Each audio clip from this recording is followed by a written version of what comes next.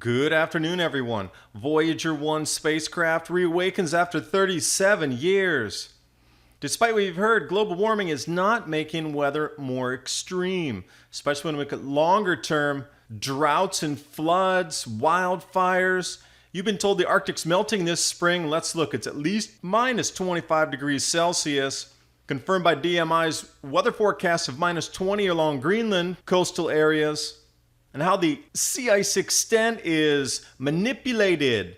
10 years ago, actually, the ice was less than today, so it can't be at all-time record lows. Now can it? And while you're watching the video, please remember to subscribe to Adapt 2030 and click that bell so you can get the latest updates.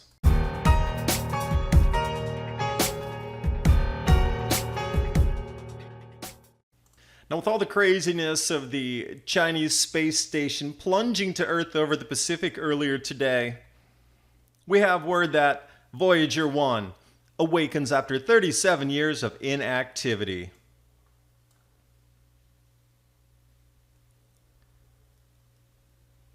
Now, it's interesting that it's 13 billion miles away, and I wonder if they start to get readings and information back from this, what it will tell us about the grand solar minimum, the galactic cosmic rays, and different bits of information that they might not be expecting.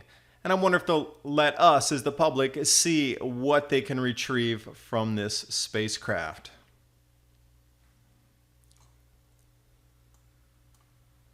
Now, Investors Business Daily, they've been pretty regularly calling out NASA and NOAA for temperature manipulation and how this extreme weather that's being blamed on global warming is not really the extreme. It fits within the cycles of long-term duration. They have a full series of probably 7 or 8 articles out there right now. Munich RE Corporate Climate Center in 2017 said that year was not an outlier, even though the media would make you believe through all the stories that it was the worst ever and it was more frequent, more dangerous, and it's just all because of CO2. And they have 7 charts that go in this article. I've chosen a couple that I thought were of most interest. Palmer Drought Severity Index, all the way back to 1890. Now, when you look at that, we find the Dust Bowl era in 1930. Now, this is an inverse in temperature, so obviously the 1930s was warmer than it is today.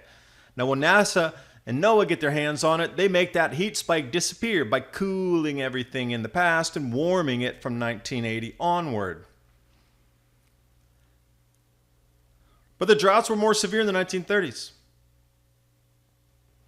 Now, where are we going to go with the flooding again? Because the 1970s is extremely wet, and it seems a lot of the snowfall patterns and records were broken from the 1970s this year.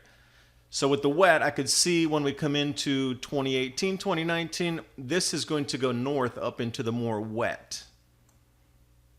Also, total wildfires in California and Spain this year, those 2 locales on the planet, media focuses on those, but apparently around the rest of the world, the wildfires weren't as intense. This is the National Interagency Fire Center taking us out to the end of 2017. They still haven't ticked in any 2018 numbers yet, but it gives you an idea. If there were really that many fires, it would be straight up around 2005 or so equivalent, but it's not. It's descending. Now, here's an interesting way that temperature gets manipulated in all the data and the news feeds. Arctic sea ice lowest ever, and you have heard that how many times? So I've removed all the other noise and clutter that the news agencies usually put in there. They usually put where it's right around the baseline or follows one of the 81 to 2010 averages right near that black line to show you that the orange line this year is way below normal until you add 2006 and 7 back in.